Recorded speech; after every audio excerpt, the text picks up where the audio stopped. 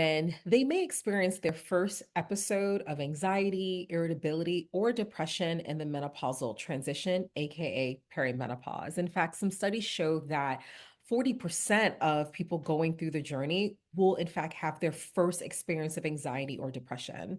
And we really believe it's related to just the impact of estrogen in the brain. So, if you could think about the normal menstrual cycle, that second half of the cycle that's dominated by both estrogen and progesterone, if there's no pregnancy, those levels decline.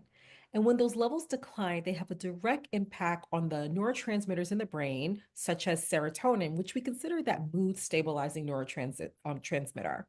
So, as those hormonal levels drop, there's also a decline in serotonin in many cases. And for some women, it's fine. It's well tolerated either with rest, exercise, or any other way that people will cope with some increased irritability.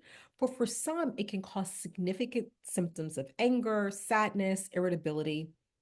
And that's what we think of as PMS. Then we think of symptoms of PMDD, which are these symptoms so intensified that they're interrupting daily life. And what we notice is that this happens on a very cyclical basis.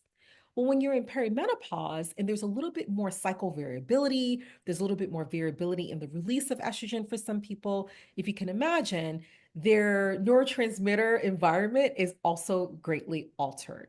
So for some, they might feel like, hey, I've had episodes of PMS, or maybe even have been treated for PMDD in the past, and it was predictable, and the tools that they had at the time worked really well.